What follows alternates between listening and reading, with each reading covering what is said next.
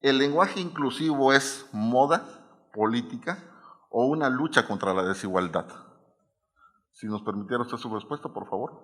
Sí, claro, con mucho gusto. Es un gusto estar aquí en este espacio y compartir este momento de ideas.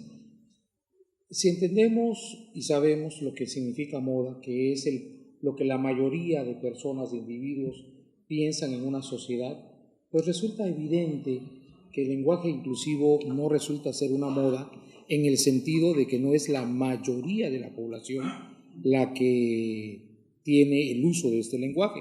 De ser así, hoy no estaríamos hablando sobre la exigencia del uso del lenguaje. Entonces, evidentemente, el lenguaje inclusivo no es una moda. Bueno, si disminuimos la población y se lo aplicamos solo a determinados sectores, en determinados sectores tal vez sí sea una moda, ¿no? Pero a nivel general, en el mundo no. Es decir, no es la mayoría del mundo que está usando el lenguaje inclusivo. En el primer punto. En el segundo punto, el lenguaje inclusivo evidentemente sí es una cuestión política y solamente basta con ver un poquito algunas reuniones que a nivel internacional se han dado, en donde varios países, México no es la excepción, forma parte, y en donde se definen ciertas políticas y los países deciden abordar ciertas temáticas y acuerdan ciertas políticas de desarrollo en cada país. El lenguaje inclusivo es uno de ellos. Sin embargo, también reconozco que esas decisiones que se toman en esos foros evidentemente son consecuencia de un entramado social que hay. Es decir, no un país decide aplicar un lenguaje inclusivo solo porque se le ocurre, sino porque evidentemente algo está pasando a nivel social. Por ejemplo, cuando por primera vez se habló de género, estábamos en 1986, ¿no? en la cuarta conferencia internacional de la mujer que se celebró en Beijing, 1986. Por primera vez se habló del concepto género. Y esto ha ido desarrollándose hasta ahora que estamos hablando, por ejemplo, de un lenguaje inclusivo, ¿no? Le agradezco mucho, maestro Hernán, y ahora la participación del maestro Pedro Ramírez.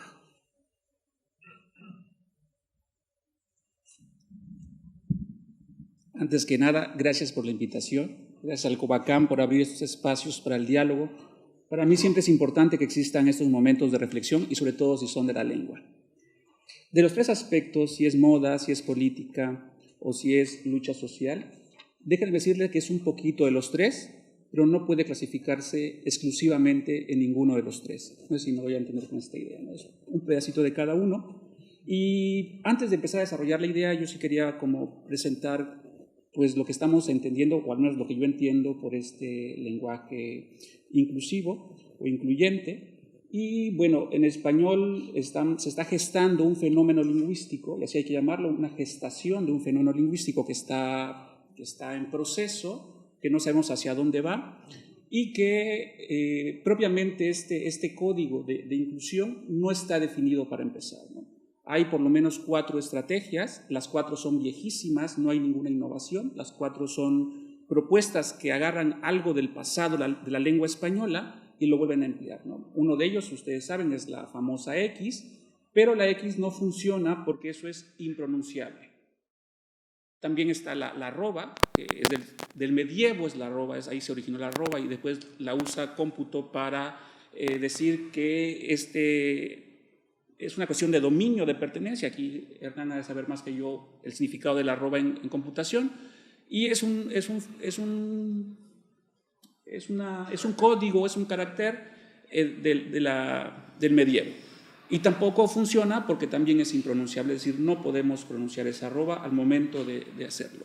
La otra es el desdoblamiento, ¿no? Como maestros y maestras, pero eso también es viejísimo. Recuerden ustedes cuando iban al circo y le decían señoras, damas y caballeros, niñas y niños. Es decir, el desdoblamiento siempre ha estado en la lengua española, no es una cosa novedosa, y la lengua es muy flexible.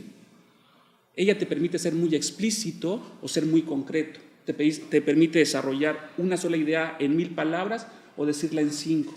Entonces, esto es parte de la lengua, ¿no? Y la última forma, que ya se me olvidó, es la arroba, la X, la famosa E, ¿no?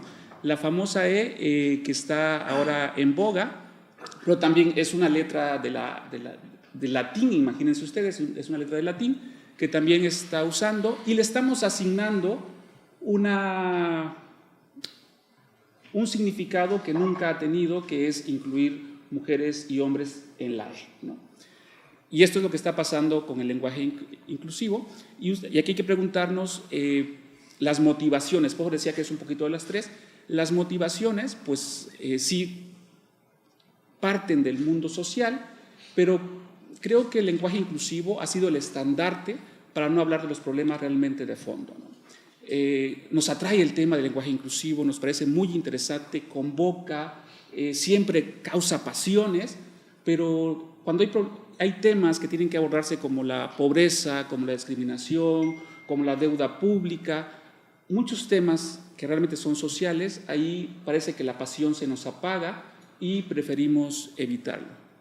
Posiblemente se deba a que la lengua pues, es una propiedad de todos, ustedes son dueños de la lengua y al ser dueño pues tienen derecho a modificarla y a actualizarla y quizá también nos dé derecho a juzgarla, ¿no? Creo que eso es lo que pasa con el lenguaje inclusivo. Muchas gracias.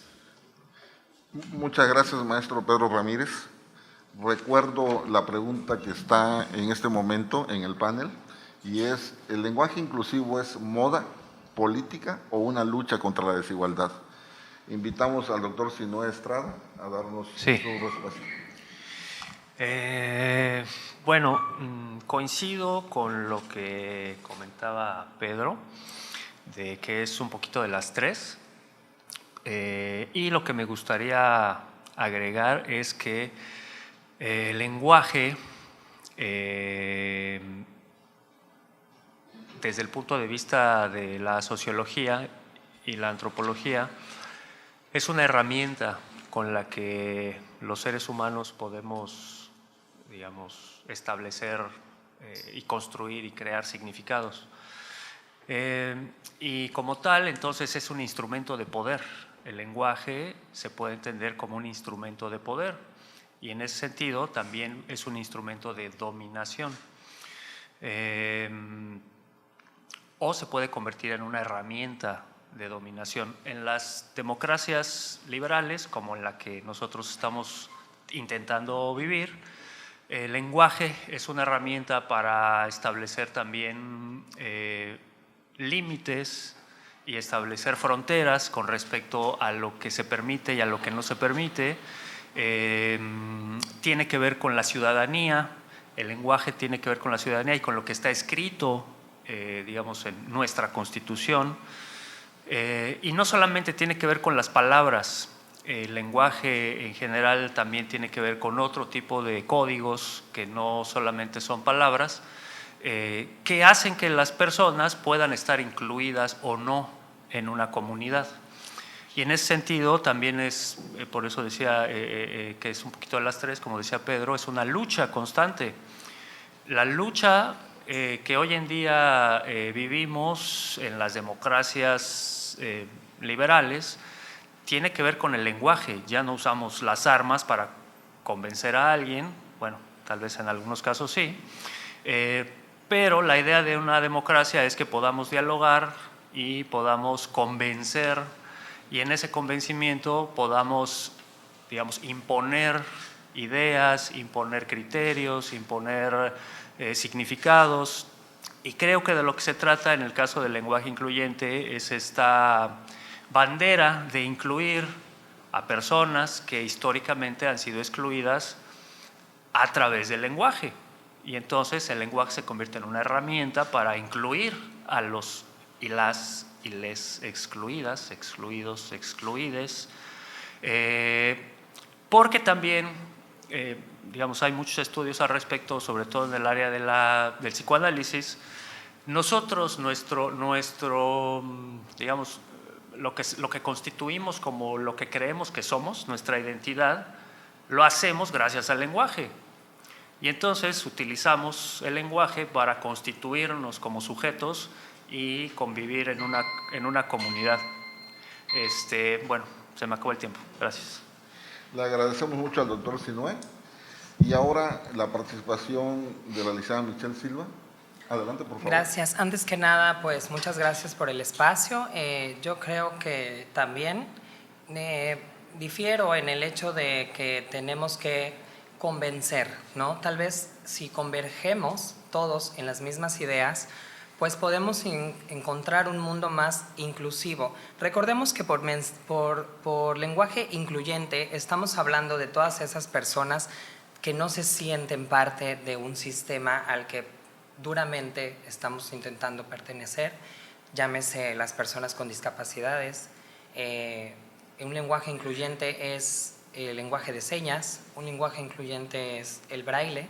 Entonces, yo creo que es imperativo fomentar nuevas reformas educativas para que todas estas personas que en algún punto de nuestra vida no tuvimos en la escuela esta oportunidad, pues ahora sí tengamos la apertura de formalizarnos, de encontrarnos como personas, de consolidarnos. Entonces, sí tiene algo de las tres, pero por lenguaje inclusivo entendamos que son para todas las personas, que lo que el lenguaje intenta es comunicar. Entonces, si yo no me puedo comunicar con la otra persona, no estoy ejerciendo, pues valga la redundancia, una comunicación, solamente estoy hablando sin que me entiendan las personas. Entonces, tal vez yo creo que es imperativo, reitero, la inclusión en este tipo de reformas. Gracias.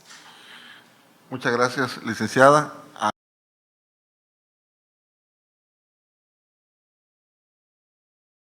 Me comentaba el maestro Hernán que desea hacer uso de la palabra. Adelante, por favor. ¿Cómo no? Sí, es solo una precisión, pero además aclarando el motivo de la contrarréplica. Me es evidente que para los demás expositores resulta ser una mezcla de los tres componentes que se dijeron. Uno de ellos es la moda, y en este sentido me gustaría hacer una precisión, seguramente tiene que ver con mi formación. Cuando, por ejemplo, yo veo a los asistentes, yo digo categóricamente que la moda es el uso del pantalón. ¿Por qué motivo? Porque es claro que la mayoría de que los que estamos acá usamos pantalón. Y esto es un concepto netamente de la estadística, de las matemáticas. Por eso es algo moda. Y en ese sentido, reafirmo la postura, el lenguaje inclusivo no es una moda.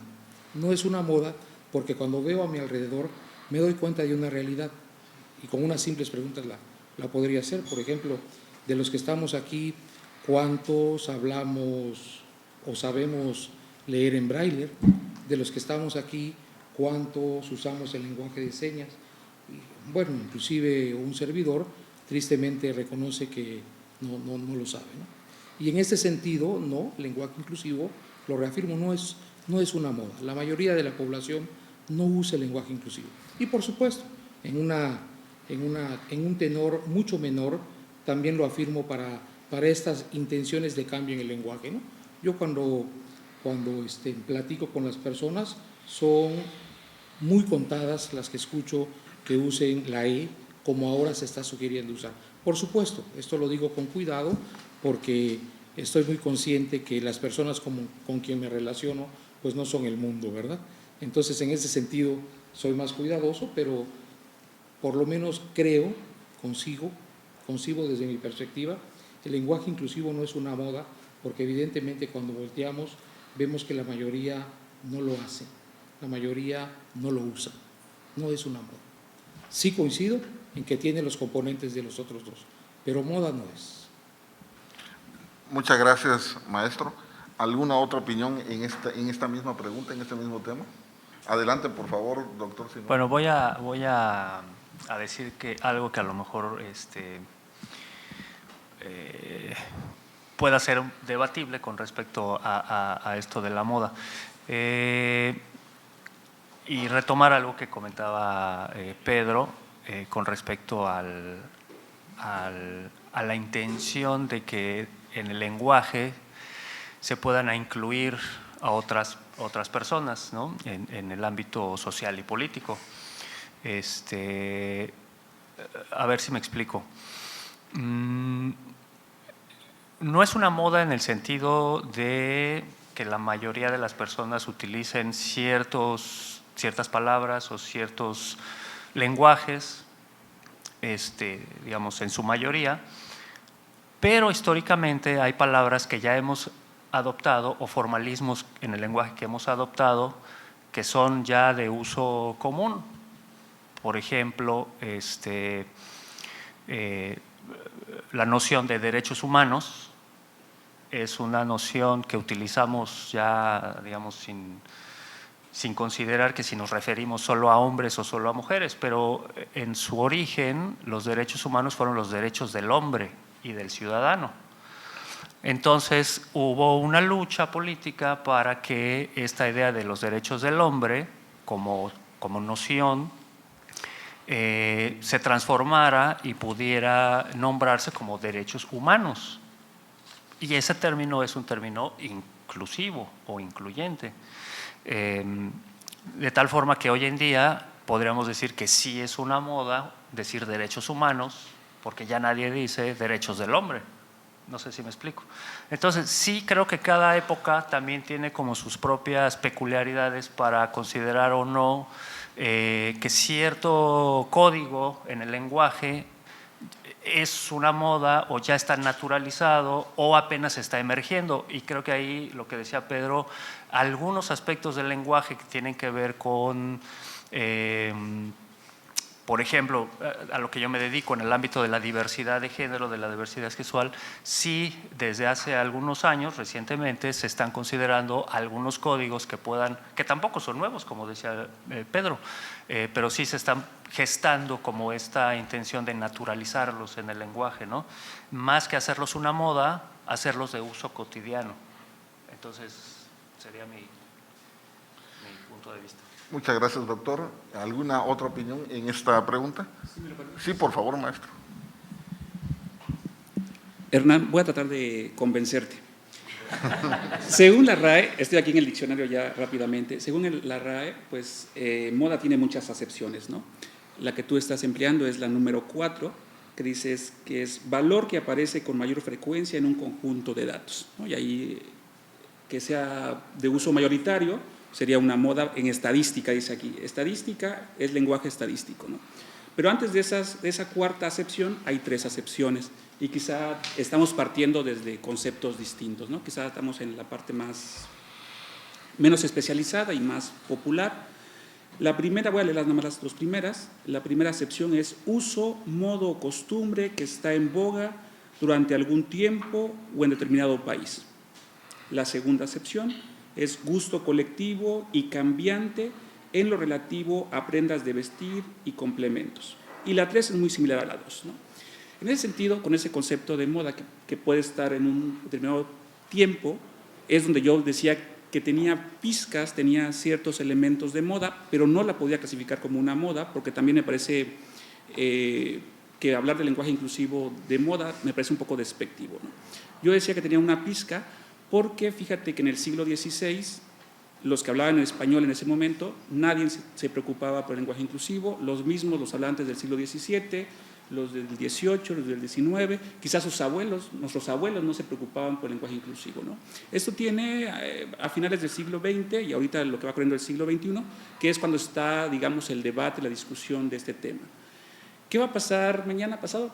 Eso es una interrogante que hay que dejarla abierta y por eso lo pongo en moda, porque es un fenómeno que llevará, ¿qué será? No sé, datos 50, 60 años aproximadamente que está en discusión y esos 60 años que sí es mucho tiempo, pero comparado a lo largo de la historia del español, pues es bien poquito, ¿no? Porque un cambio lingüístico tiene que tener un proceso histórico de evolución, de que una persona lo emplea, después una comunidad y después es uso general para la lengua, ¿no? Entonces, en ese sentido, puedo decir que tenía cierta pizca de moda, ¿no? No en el sentido del concepto de estadística, sino en el concepto de que puede existir en un momento determinado en cierta época. Muy amable, maestro. 3 participantes han hecho uso de sus 2 posibles participaciones en este tema. Le pregunto a la licenciada Michelle si desea participar con alguna opinión más o está bien. Bueno, también quisiera recordar y también una invitación a que las escuelas, pues como dijeron antes, no hay esta cultura de implementar las la lengua maya, por ejemplo, el braille, el lenguaje de señas. Entonces, sería muy bueno que para que nosotros pudiéramos hablar de un lenguaje más amplio, de una comunicación, pues se invitara a las escuelas a que fomentaran este tipo de lenguajes. Para no entrar en controversias, no participo en el hecho de que si es ante la Real Academia es importante o no. Yo creo que cuando nos dirigimos a una persona, si estamos viendo que la persona, si nosotros no sabemos cómo dirigirnos a una persona, lo ideal y con todo el respeto del mundo sería acercarnos y preguntarle, oye, ¿cómo me dirijo hacia ti? O ¿cómo te llamas?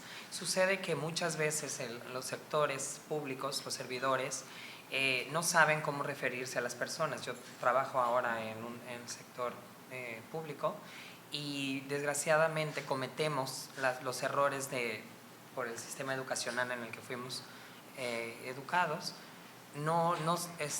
Con la falta de respeto le llamamos por un género distinto o por un nombre que no le corresponde ya, ¿no? Porque si estamos viendo que la persona se conduce de una manera, ¿por qué venir a irrumpir en esa hegemonía que está que ya está, o sea, que está implementada en las personas, o sea, en nosotros, y no tenemos esa apertura de decir, ¿sabes qué? ¿Cómo me dirijo hacia ti? ¿No? Con todo el respeto. Yo creo que eso sería más fundamental que querer venir a que todos me digan ella, ¿no? Yo creo que si tú estás consciente de que la persona a lo mejor le gusta que le digas o se refiere a sí misma con un lenguaje inclusivo, pues sería bueno que nosotros implementáramos el lenguaje inclusivo con las personas. Si estamos viendo que aquí las personas son, para empezar aquí yo veo puras personas, entonces me refiero a ustedes como lo que son, personas. Eso yo creo que es un lenguaje más inclusivo. Gracias.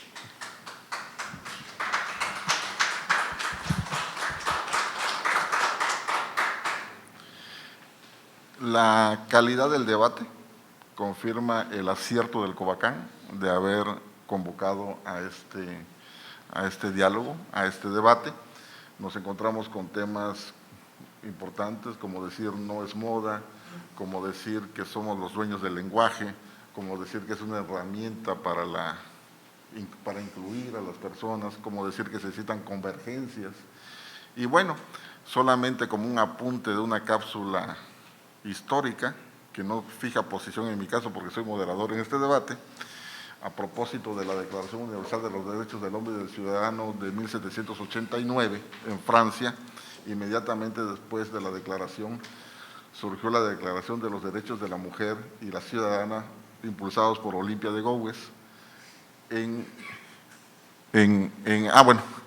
Comentaba hace un instante que a propósito de la Declaración Universal de los Derechos del Hombre de 1789 en Francia, inmediatamente después vino una respuesta precisamente con un afán incluyente, la Declaración de los Derechos de la Mujer y la Ciudadana, impulsada por Olimpia de Gouges en el siglo XVIII en Francia.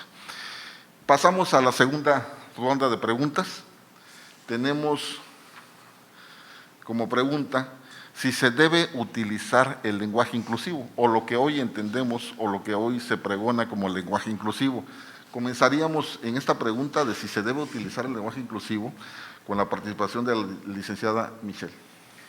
Bueno, reitero que, como ya antes había dicho, que pues si no sabemos cómo referirnos a una persona, sería bueno preguntarle antes de asumir cómo es que se refiere a sí misma. También la capacidad de, pues recordemos que lo único que nos hace iguales es la capacidad de ser diferentes. Entonces, yo creo que sí es fundamental utilizar el lenguaje inclusivo con las personas que prefieren que se use el lenguaje inclusivo para sí.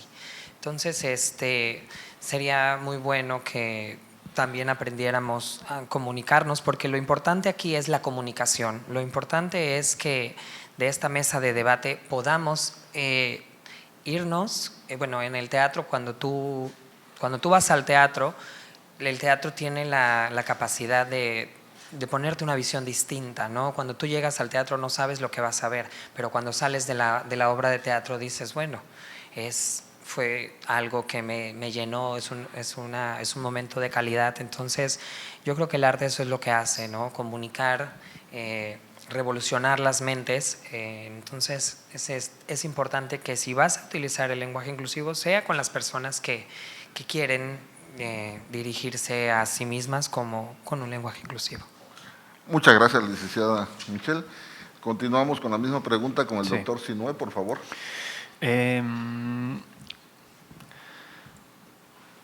Creo que la idea de considerar como un deber el incorporar el lenguaje incluyente o inclusivo tiene al menos dos vertientes, ¿no? Una que tiene que ver con el Estado, es decir, en términos de que el Estado pues tiene que garantizar los derechos, ¿no?, de las personas. Creo que ahí, en ese sentido, sí hay una responsabilidad, no solo un deber, sino una responsabilidad por parte del Estado de que su lenguaje y el trato hacia las personas, como dice Michelle, sea totalmente incluyente. Por otra parte, también en el ámbito, digamos, privado o, digamos, de las comunidades ya particulares, esto es algo que es difícil de, digamos, obligar o de imponer, ¿no?, como un deber a cierta comunidad, porque pues las comunidades también tienen sus propias dinámicas, sus propias lógicas, y también pueden o no incorporar el lenguaje incluyente de acuerdo a sus necesidades. De tal manera que yo no lo vería como un deber para todas las personas, en todas las circunstancias, en todas las ocasiones, sino porque además el lenguaje es algo dinámico, cambiante, que fluye constantemente, ¿no? Está vivo, todos los días se pueden incorporar nuevos códigos al lenguaje. Y por otra parte también pues tenemos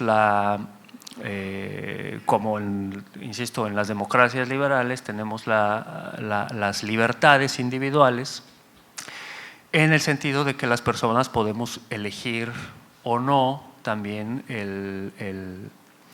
los códigos o los usos que le podemos hacer con esta herramienta que tenemos, ¿no?, para dialogar, que es el lenguaje.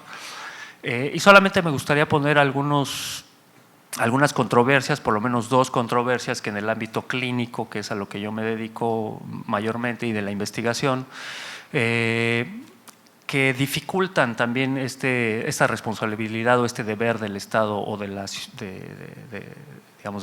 sociedad en general. Ahorita Michelle comentaba y se hablaban también de los derechos humanos y utilizar el término persona, por ejemplo, ¿no?, para dirigirnos entre las personas.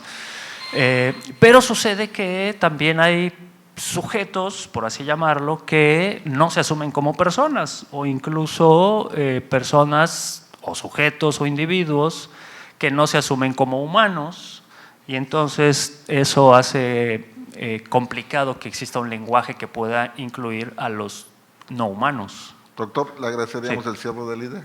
Esa sería Muy amable, todo. le agradezco mucho. Recordando, estamos en la pregunta de si se debe utilizar el lenguaje inclusivo. Le vamos a agradecer al maestro Pedro Ramírez su opinión al respecto.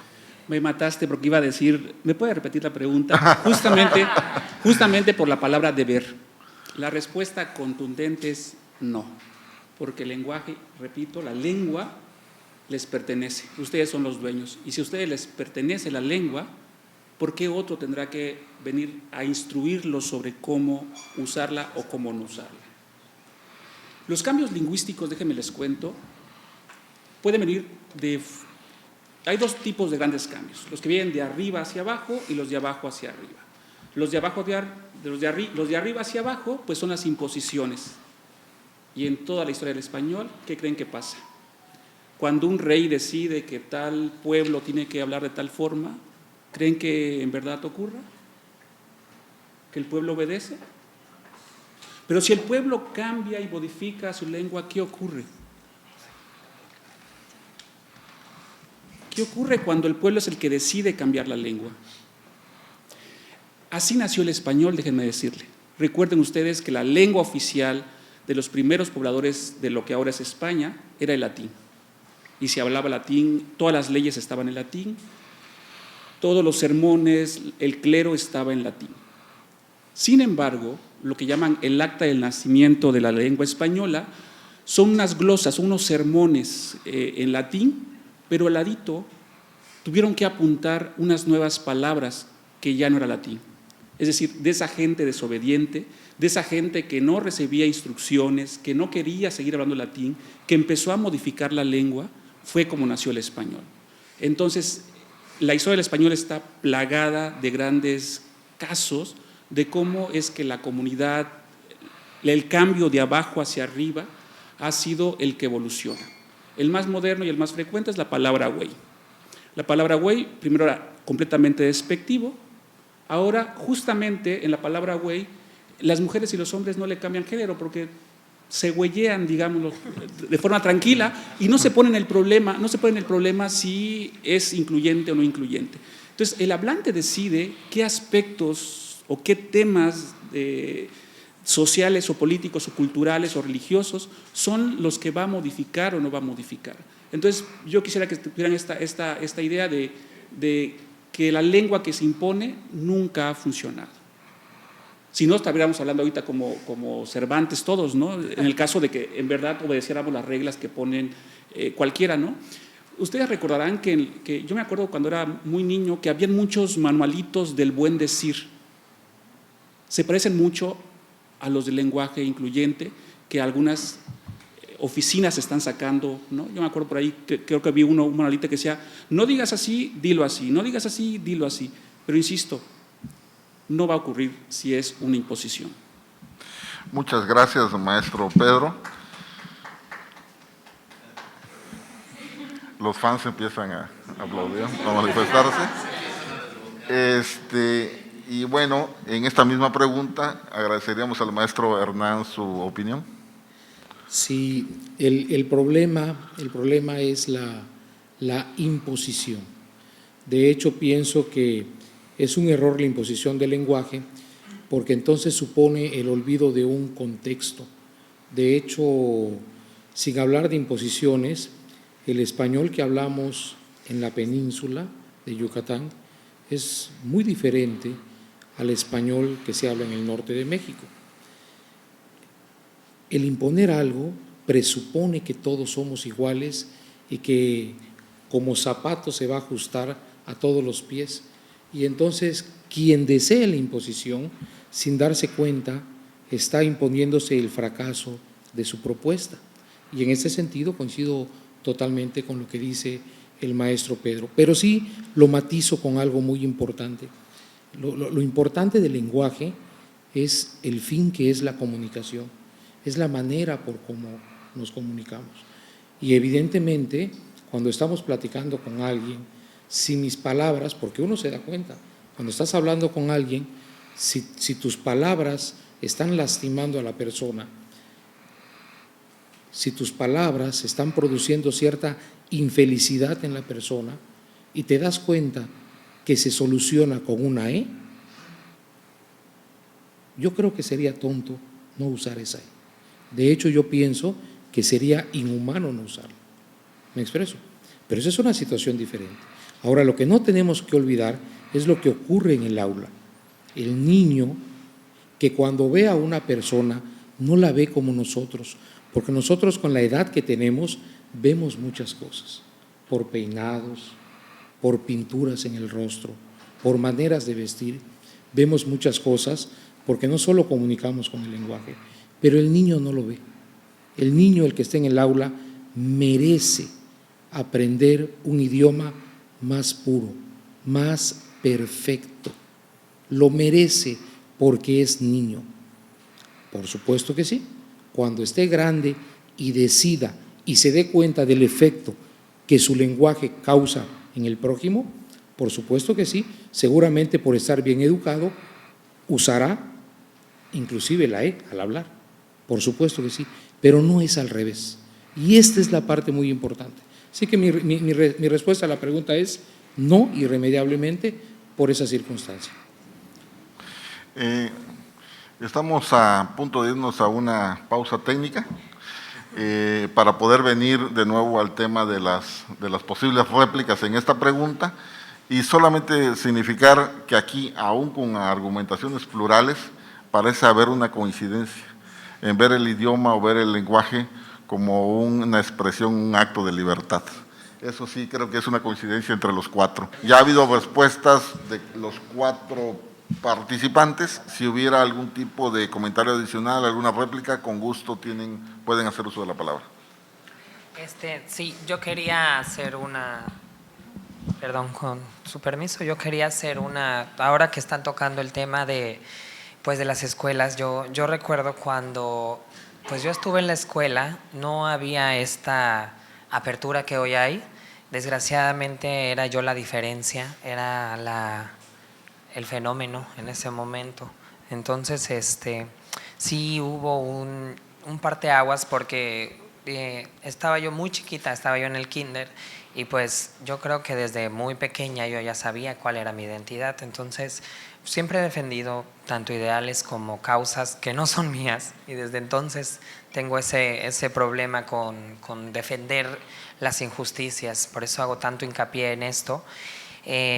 Si estas nuevas reformas hubieran existido cuando yo estaba estudiando, cuando todos estaban en mi contra, pues tal vez lo que no queremos es sobreponer, o sea, nadie se quiere sobreponer a nadie, a un sistema, no. Lo que queremos es que ya es evidente que ese sistema no funcionó al relegar, al sesgar, al menoscabar la diferencia. Lo que hizo fue agarrar fuerza y pues bueno, gracias a eso estamos hoy aquí. Y yo creo que sí, sí sería importante que pues bueno, tengamos eso en claro, porque no se trata de a ver si yo puedo más o yo puedo menos, o poner o sobreponer estas ideologías ante las ideas de los demás, para nada. Yo creo que lo que tendríamos que hacer es, como dijeron hace rato lo de los zapatos, tenemos la fiel creencia de que la empatía es ponerse en los zapatos del otro. Y no, si yo me pongo los zapatos de otra persona, probablemente o me quede chico o no me quede, porque no se trata de eso, se trata de tomar el sentimiento, hacer lo propio y decir, ¿sabes? O sea, yo estoy en esa misma posición. ¿Qué sucede? Que muchas veces los discursos de odio por los que vienen acobijadas todas estas situaciones que solamente traen consigo rechazo, violencia, homicidios, suicidios, yo creo que no fue la mejor posición en la que estuvimos. Entonces, por eso reitero que sea imperativo el crear espacios seguros para las niñas, les niñas. Gracias. Muchas gracias, licenciada. ¿Algún otro comentario en este tema en particular? Bueno, pasaríamos a la siguiente pregunta. Bajo la misma mecánica de respuestas, ¿es el lenguaje inclusivo el lenguaje del futuro? Le pediría al maestro Pedro Ramírez iniciar esta ronda de respuestas. Híjole, esta pregunta, me faltó mi bola de cristal para adivinar el futuro. Soy lingüista y no predigo el futuro y mucho menos de las lenguas. Las lenguas cambian porque los hablantes cambian. Entonces, si queremos un cambio en el lenguaje, primero que nada tiene que cambiar la conciencia de esa sociedad. Si no cambia la conciencia de esa sociedad, el lenguaje no va a cambiar. ¿Qué va a pasar mañana? ¿Qué van a hacer? ¿Hablar sus nietos? Discúlpenme, no les puedo responder qué van a hablar sus nietos. Sus hijos y sus nietos van a decidir qué van a hacer con el lenguaje. Yo sí logro explicarme. Yo lo que te puedo decir es lo que ocurre en el mundo. En el mundo se hablan 6.000, 7.000 lenguas aproximadamente. Los datos estadísticos, al fin de cuentas, muy siglo XXI, mucha tecnología y no sabemos ni siquiera con exactitud cuántas lenguas se hablan en el mundo, ¿no? Primer dato. Segundo dato, de esas lenguas, el 90% o más no tiene escritura. Es decir, jamás ha escrito una palabra esa lengua. La hablan, son lenguas orales, pero no tienen escritura. Ustedes saben también que las lenguas tienen diversos tipos de escritura. Nosotros tenemos la que viene del mundo árabe, ¿no? Es la que tenemos ahorita nosotros trabajando, un poco con los griegos y con los latinos, pero existen los chinos que lo que hacen son hacer toda una imagen a partir de una representación gráfica, y ahí no hay forma de expresar el género, por ejemplo. Entonces, de estas lenguas, la mayoría, de estas 6.000, 7.000 que les estoy contando, la mayoría no le ha interesado el tema de género. Le interesa si mi hablante o de quien estoy hablando está presente o está ausente. Eso sí les importa.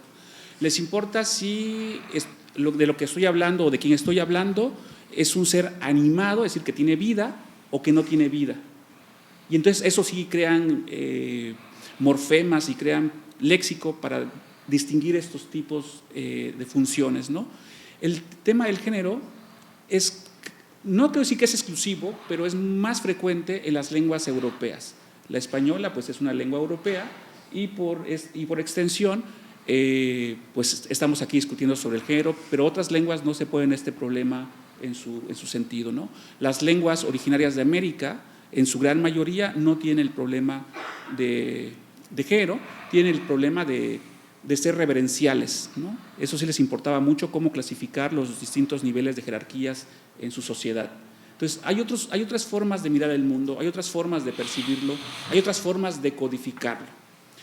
Si el lenguaje inclusivo va a ser el lenguaje del futuro, insisto, no lo puedo decir porque no predigo, no hago proyecciones a futuro. Les puedo contar de lo que ocurre ahora y lo que ha ocurrido en el pasado. Muchas gracias. Muchas gracias, maestro. Le voy a agradecer al maestro Hernán Díaz poder dar respuesta a la misma pregunta. Pues doy respuesta en dos sentidos. Espero no verme pesimista. Doy respuesta en dos sentidos. Y el primero es en un sentido positivo. Ojalá que el lenguaje que tengamos mañana sea un lenguaje muy superior al que tenemos hoy. Pensando que un tiempo atrás estábamos hablando latín y hoy estamos hablando español. Entonces, en este sentido, seguramente el lenguaje de mañana va a ser algo diferente, inclusive a lo que hoy estamos hablando, en donde tal vez ni siquiera la temática del debate de hoy tenga cabida porque está muy por encima de esto, ¿no? Ojalá, en un sentido positivo. Sin embargo, una parte de mí, tal vez pesimista, voltea y ve al ser humano como es, voltea al ser humano y ve lo que hace, y parecería que somos egoístas, parecería que no nos interesa el prójimo, parecería que es más importante dominar. Y entonces, en ese sentido, creo que muy probablemente en el futuro el idioma que va a predominar va a ser el silencio, porque no vamos a estar acá. De hecho, si seguimos como estamos, no vamos a estar acá. Y tal vez en este sentido soy pesimista. Y bueno, veo la pregunta un poco corta porque pues piensa que la pregunta en sí da por sentado que el lenguaje incluyente va a estar mañana y se olvida que tal vez mañana no vamos a estar nosotros. Muchas gracias, maestro, por su respuesta. Y recuerdo ahora, antes de continuar, de que la pregunta es si el lenguaje inclusivo es el lenguaje del futuro. Agradecería mucho al doctor Sinué Estrada poder dar su respuesta. Gracias. Bueno, yo creo que si entendemos el lenguaje como lo que comentaba al principio, ¿no? Como una herramienta de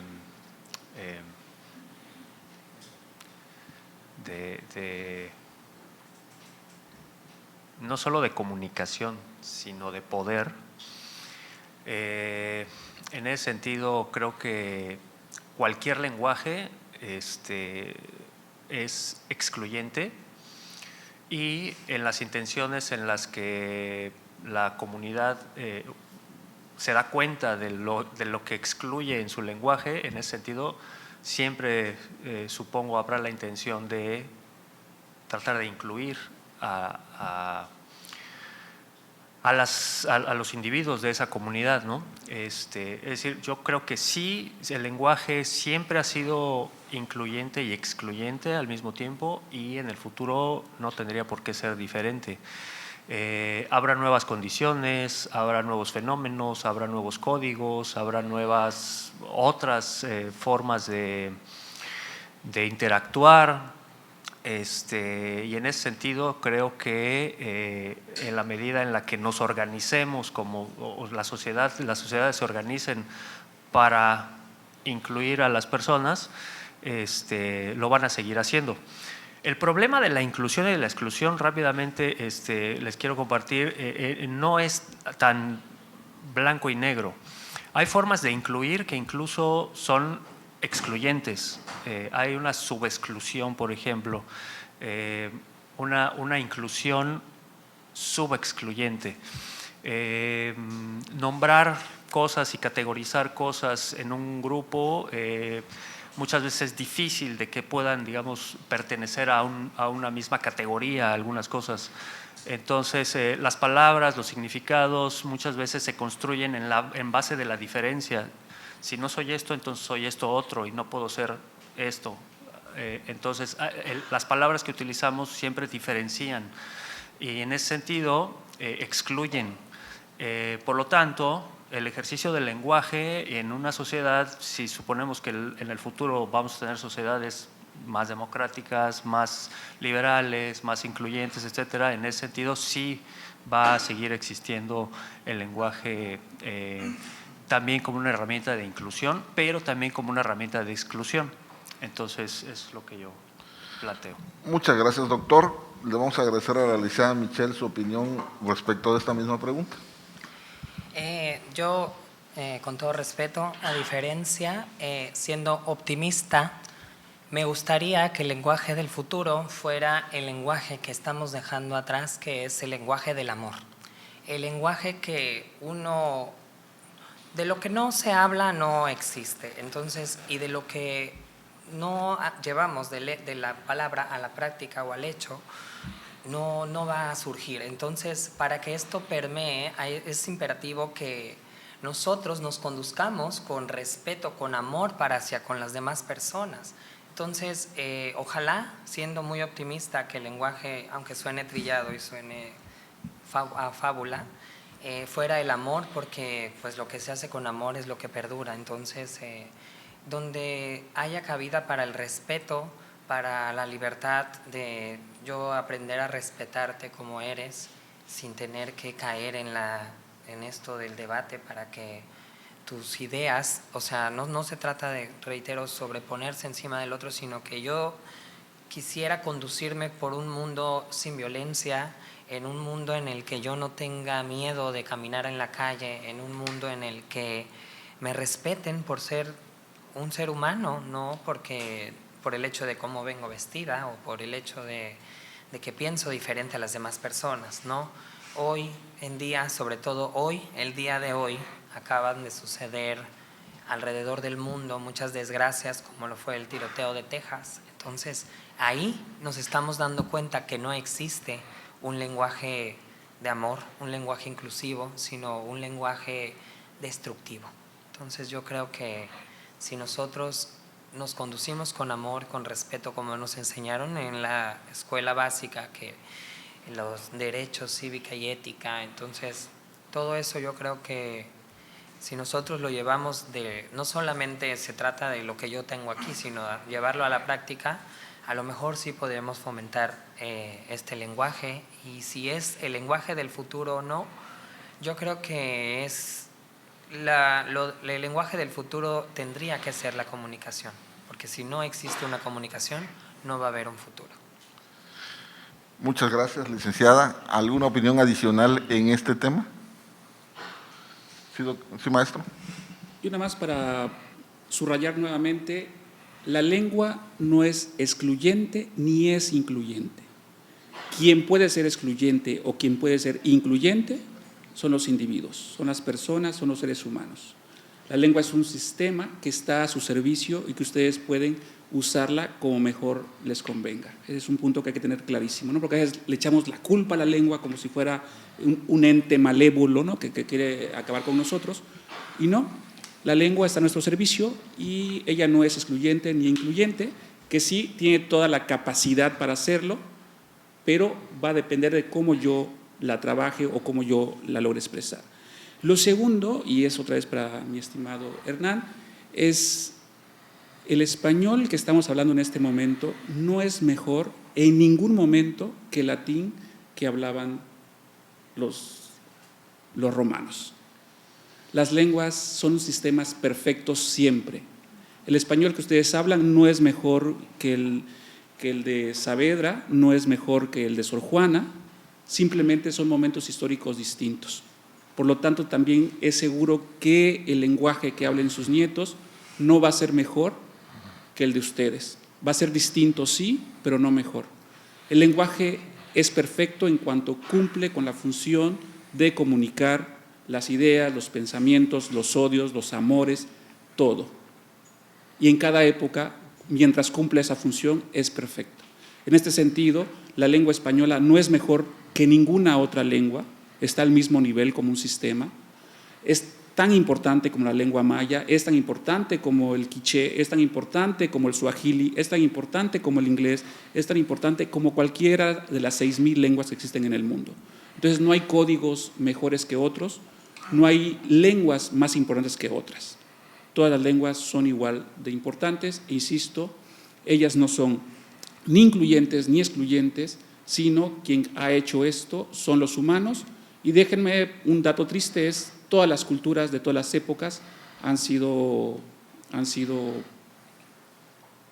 culturas con poder, donde unos son los que dominan y otros son los dominantes. De cualquier cultura, de donde lo quieran ver, siempre ha existido esta escala, digamos, de dominados y dominantes. Así que, pues, es la parte humana que tenemos y que, pues, ni modo, hay que vivir con ella.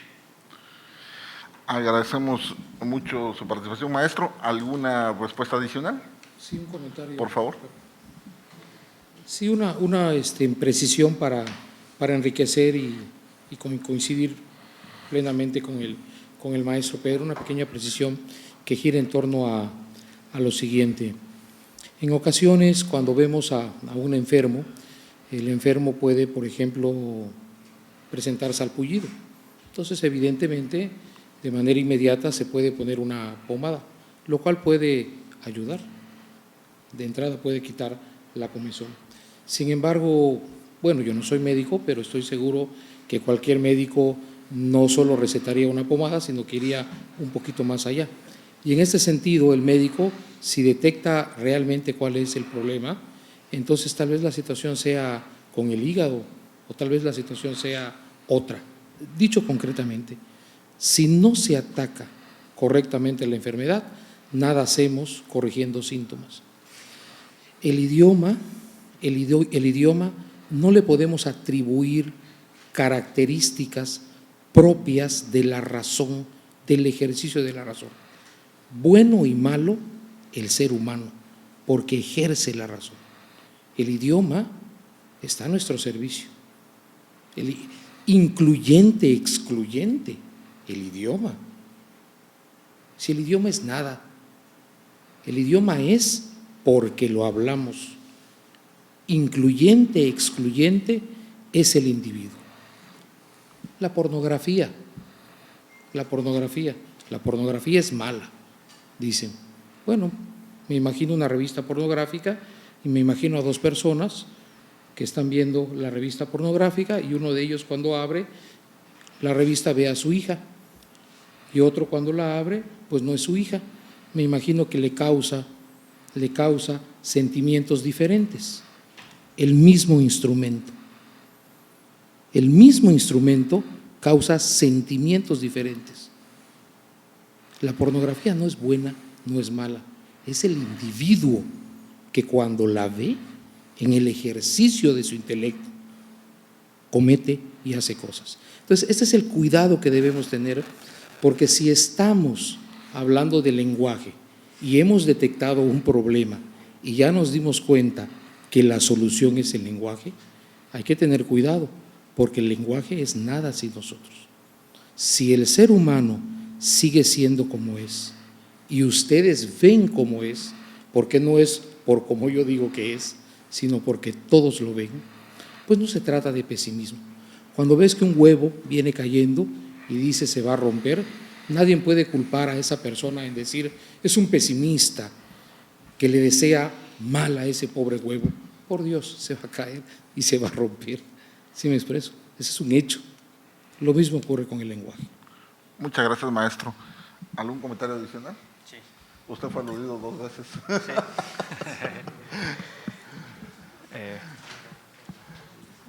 Bueno,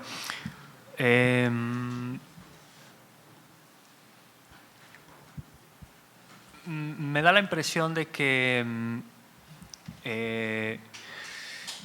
cuando hablo del lenguaje, digamos, cuando asumo previamente que el lenguaje es una herramienta de poder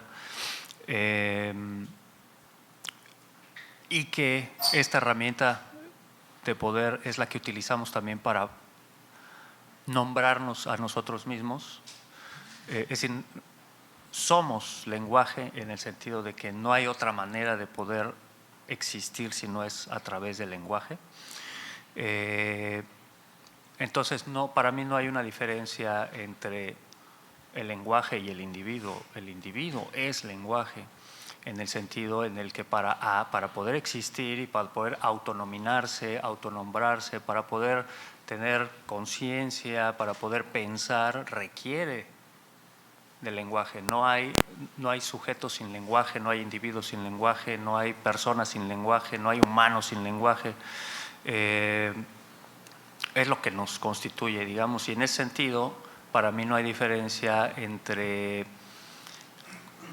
el lenguaje como algo que yo uso para bien o para mal, sino que muchas veces, incluso sin ninguna intención de hacer un bien o un mal, el lenguaje que utilizo, el lenguaje esta herramienta que tengo para poder existir, es en sí misma excluyente o incluyente. ¿A qué me refiero? Por ejemplo, rápidamente un par de ejemplos. Cuando yo digo soy hombre, estoy utilizando una categoría para autonombrarme que excluye otras formas o otros géneros u otras alternativas. Cuando yo digo esto es blanco, estoy excluyendo toda una serie de colores. Cuando digo esto es azul, excluyo a otros, etc. En ese sentido, las categorías que usamos para poder existir y autonombrarnos y autodefinirnos son en sí mismas excluyentes, lo cual no quiere decir que intencionalmente yo diga. Es como si yo, para poder expresarme y para poder existir, dijera, bueno, me voy a presentar. Yo no soy Fernando, no soy Pedro, no soy Juan, no soy tal. O sea, no voy a decir todo lo que no soy para decir lo que soy. Tengo que usar palabras que excluyan todo lo que no soy para que pueda yo existir y ustedes me puedan reconocer. Es lo que hace el Estado cuando dice en el ámbito del género, este es hombre y este es mujer, y el que es hombre no es mujer y el que es mujer no es hombre.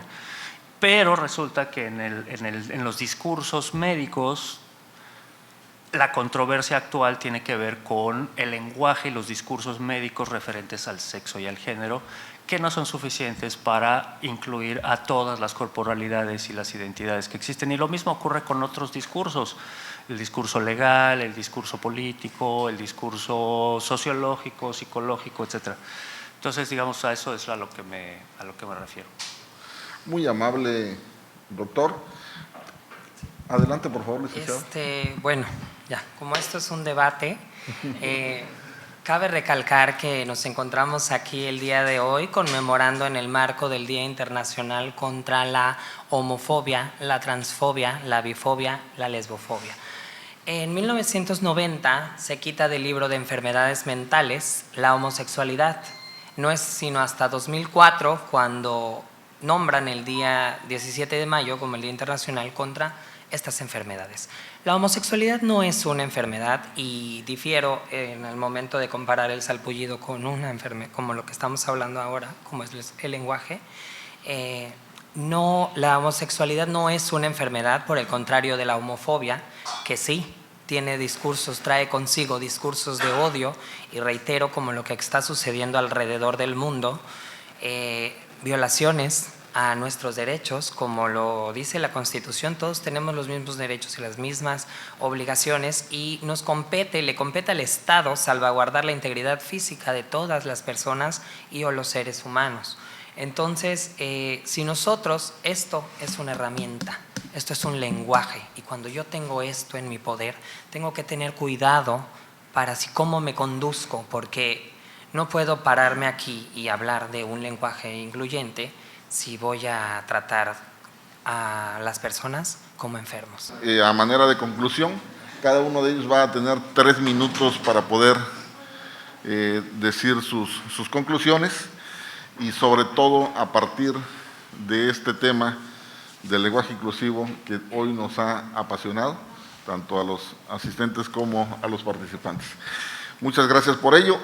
Vamos a comenzar por el maestro Hernán Díaz, si puede darnos sus palabras de conclusión, con 3 minutos, por favor.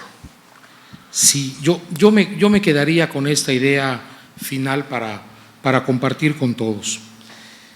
Y la hilaría con un concepto que dio el maestro Pedro, con el que coincido plenamente.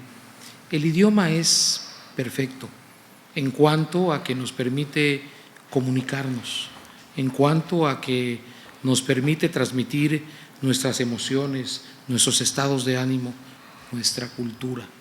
Entonces, en ese sentido, el idioma es perfecto. Sin embargo, algo ha pasado en el ejercicio del lenguaje, que no hemos sido justos en el trato, y hay un sector de la población que no podemos negar que levanta la mano y dice: no me gusta cómo me hablas, no me gusta cómo me tratas. Pero no es un problema del lenguaje, el lenguaje es perfecto, pero no se puede negar esto, no se puede negar esto. Es decir, sí hay ese sector de la población que dice: es que yo estoy aquí, soy diferente, ¿por qué me dices así? ¿Por qué me hablas así? Pero es un problema del hombre, no es un problema del lenguaje. Y entonces hay que atacarlo en el hombre. Hay que atacarlo en el hombre. Porque si se ataca en el lenguaje, no se está atacando la razón, la verdadera causa del problema. Y en este sentido, irremediablemente, no va a haber solución. Tenemos que aprender a ver los problemas en su justa dimensión y de dónde son originados, porque si no, reconozco que la buena intención de un lenguaje inclusivo, claro que por lo que ocurre es necesario. De hecho, lo dije y lo sostengo: si al hablar con mi prójimo me doy cuenta que mis palabras los lastiman, y eso lo soluciono con el uso de señas, y eso lo soluciono con el uso de una E, con mucho gusto lo hago. Pero la situación no es esa. La situación es que el lenguaje es perfecto y tenemos que darnos cuenta que no habría necesidad de eso. Y si lo hay, es porque el individuo se ocupa de que ocurra. Es porque hay individuos que tratan diferente al prójimo. Y ese es el verdadero problema. Pero el problema no está en el lenguaje. El problema está en el ser humano. Y ahí es donde se tiene que atacar. Y creo que se ataca con educación. Creo que se ataca con educación. Muchas gracias, maestro. Le vamos a agradecer ahora al maestro Pedro Ramírez. ¿Nos puede dar su conclusión? Un dato importante es que el latín, sus tatarabuelos romanos, sí tenían pronombres distintos para hablar de mujeres en plural, de hombres en plural, y un pronombre exclusivo para hablar de los dos géneros. Esa distinción la perdieron sus bisabuelos cuando inició el español. Es decir, ellos dijeron que esa distinción no era importante. Ahora, en la época moderna, está la inquietud de retomar algo que ya existía en latín y no se ponen de acuerdo cómo puede funcionar, o con qué formato, o con qué morfema, o con qué letra se puede hacer esa distinción, ¿no? E insisto, la lengua le pertenece a los hablantes y ella solamente cumple las necesidades comunicativas de los hablantes. Pues como ustedes saben, el español es la segunda lengua con mayor número de hablantes nativos, y cuando hablamos de español, pensemos en español en sus distintos dialectos, como el cubano, como el argentino, como el madrileño, como el del norte, como el yucateco, como el centro del país. Ese español tan complejo y tan rico es solamente una lengua. En este sentido, yo creo que si en verdad queremos ese lenguaje incluyente, déjenme decirles que a este lenguaje incluyente le han llamado lenguaje de micrófono, porque muchos políticos, muchos activistas sociales se levantan y dicen, ciudadanos y ciudadanas, señoras y señores, se alejan del micrófono y nace su lenguaje coloquial, natural, de todos los días. Entonces, déjenme darles una prueba. Cuando esa gente que promueve, que presume, que enarbola, que da la vida por el lenguaje incluyente, cuando esa persona sueñe en lenguaje incluyente, quiere decir que en verdad ha hecho suyo. Pero mientras lo use en un micrófono o frente a un auditorio, pero en su vida cotidiana use el lenguaje normal, el lenguaje cotidiano, entonces estamos hablando de un lenguaje artificial, que es posible también. Muchas películas han creado lenguajes artificiales para sus personajes, y eso está bien. Si quieren ser un personaje y si quieren crear estos lenguajes artificiales, está bien, pero quitémosles esta cuestión de que con el lenguaje inclusive vamos a solucionar problemas sociales. Porque déjenme decirles que ninguna E, ninguna arroba, ninguna X o ningún desdoblamiento va a eliminar los problemas sociales, culturales, políticos, de discriminación, de inseguridad, de pobreza que existen en este país y en todos los que hablan en español. Insisto, si no cambia la sociedad, mi X, mi E, mi arroba no van a dar ninguna solución.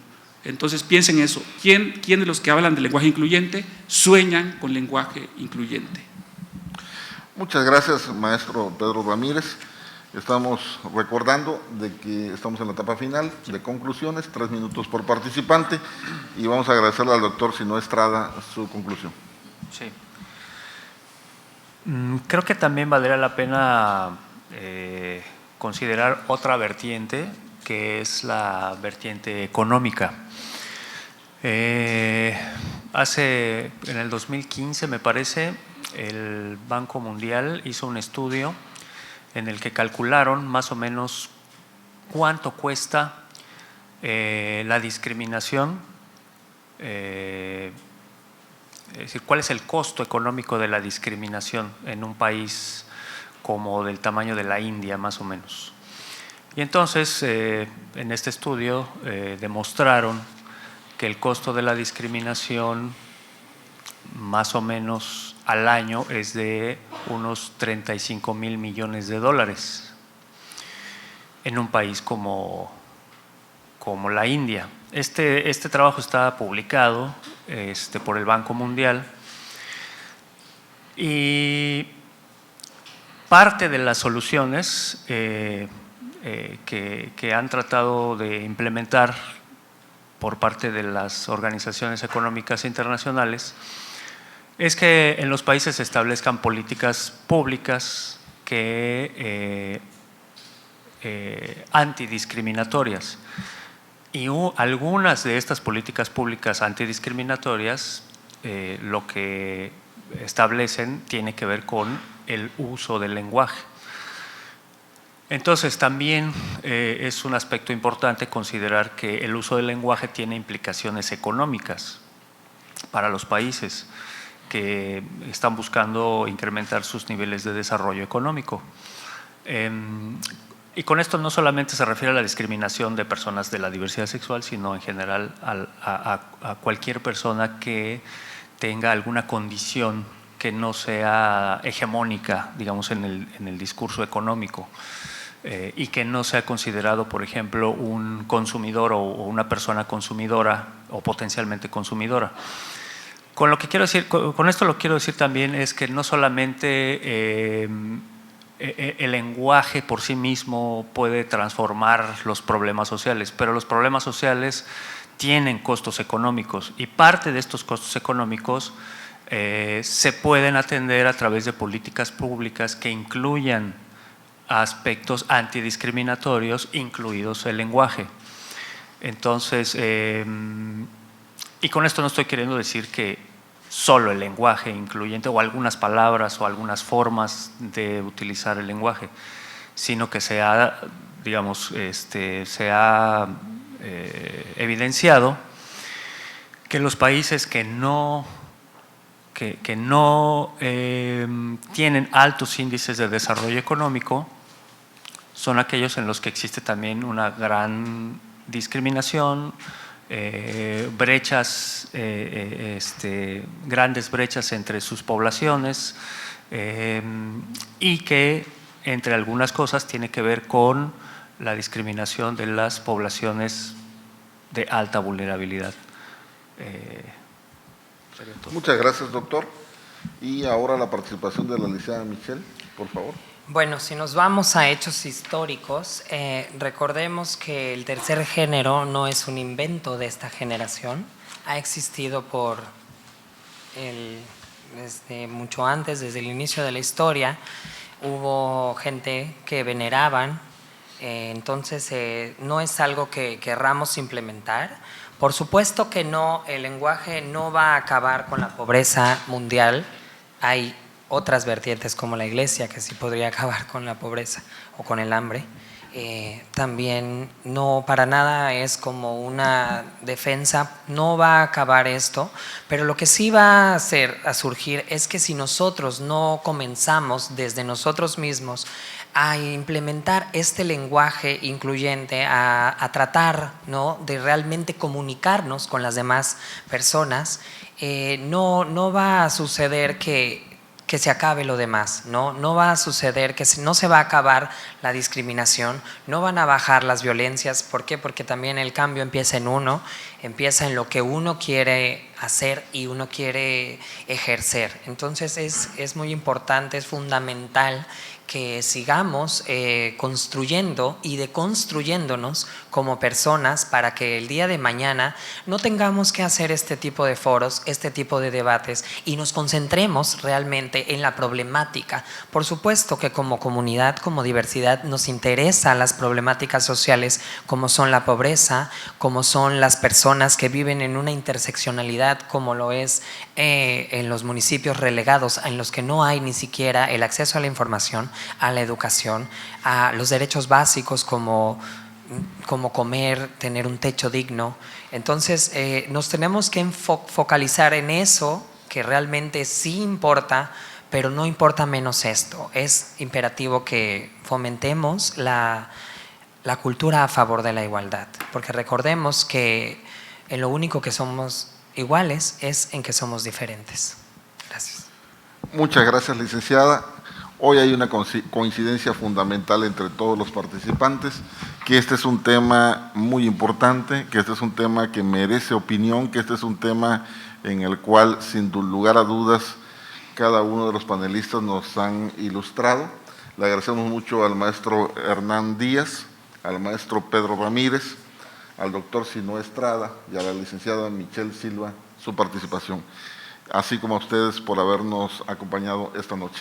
Muchas gracias y buenas noches.